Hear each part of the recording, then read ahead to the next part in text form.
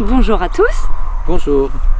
Alors nous reprenons le fil de notre récit animalier dans le parc du Pilanesberg. La vidéo que vous allez voir correspond à la deuxième partie chronologiquement de notre séjour de 6 jours au Pilanesberg, parc qu'on a beaucoup aimé parce que c'est là qu'on a vu le plus grand nombre, la plus grande variété et la plus grande densité d'animaux.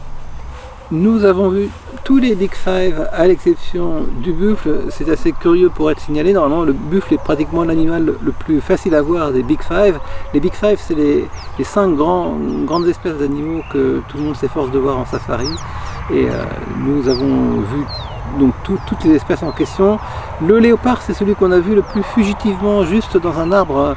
Rapidement, on a eu le temps de faire des photos, mais on ne l'a pas montré en vidéo parce que la qualité n'était pas suffisante. En revanche, on a terminé par une très belle scène de guépards. Les guépards ne font pas partie du Big Five, mais ça fait aussi partie des animaux difficiles à voir et qu'on s'empresse de photographier dès qu'on a l'occasion de le faire. On a terminé par une très belle scène de guépards, de famille de guépards, juste sous l'orage, lors de notre dernière traversée du parc, et c'était une scène mémorable pour nous. On a eu la chance de voir encore beaucoup d'éléphants. On avait repéré un trou d'eau où ils allaient et on a passé littéralement plusieurs heures à ce trou d'eau, à les observer, à prendre leur bain.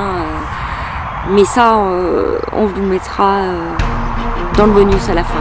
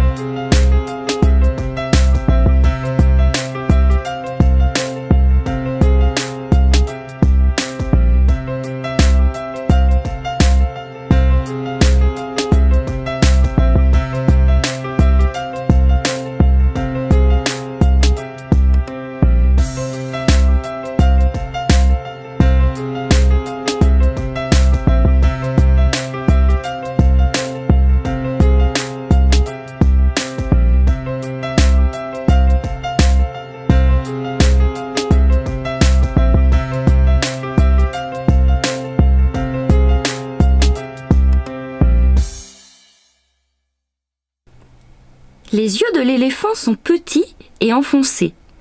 La vue n'est pas extraordinaire. Mais le regard de l'éléphant est souvent touchant, avec son œil myope et ses grands cils. Et c'est sans doute pour ça que nous, on les aime tant.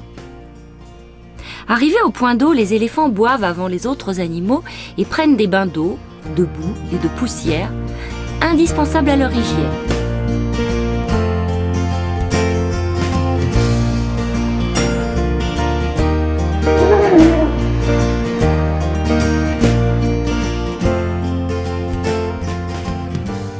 La terre est en effet un élément précieux.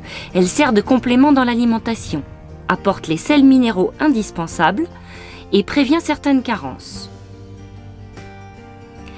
L'éléphant utilise principalement sa trompe pour vaporiser la boue sur tout son corps en recouvrant généralement le dos des oreilles en premier, car c'est à cet endroit que la perte de chaleur est la plus efficace. Parfois, soit ce processus prend trop de temps, soit les éléphants trouvent plus agréable et plus amusant de se rouler directement dans la boue en se couchant. Les éléphants sont dans la boue fraîche pour 2 raisons. Pour réguler la température de leur corps et protéger leur peau du soleil.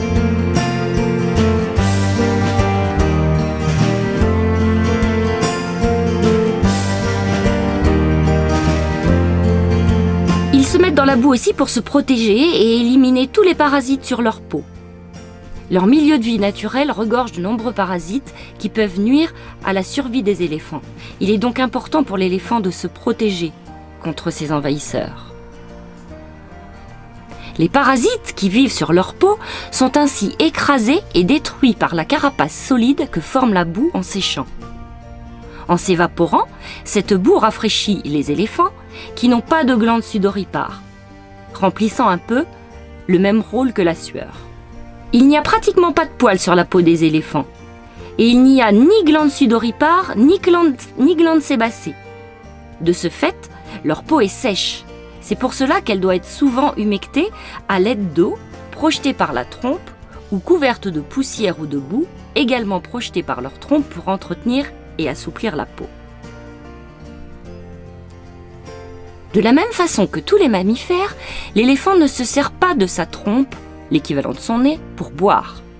La trompe lui sert à accomplir diverses tâches, respirer, aspirer des liquides, prendre des aliments ou des objets, et bien sûr, sentir, reconnaître un partenaire, des aliments, etc.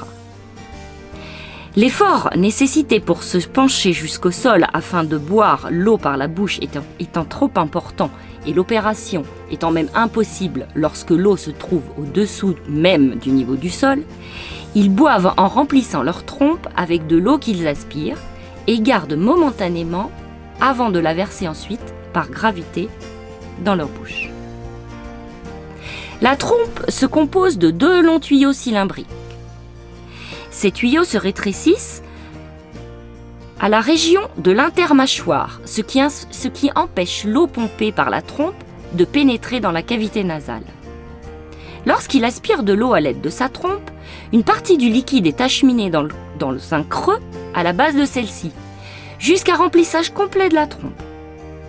L'extrémité de la trompe est ensuite portée jusqu'à sa bouche, dans laquelle l'animal souffle l'eau. Un éléphant adulte boit jusqu'à 140 litres d'eau par jour et peut ainsi aspirer jusqu'à 10 litres d'eau dans sa trompe. Il peut rester 3 ou 4 jours sans boire. Il peut aussi se servir de sa trompe pour reprendre de l'eau dans son estomac. Sa trompe est aussi un organe de communication avec le monde physique et social. Le toucher est utilisé à des fins éducatives lors des combats amicaux. Les éléphants se servent du toucher, de l'odorat et du goût pour se reconnaître.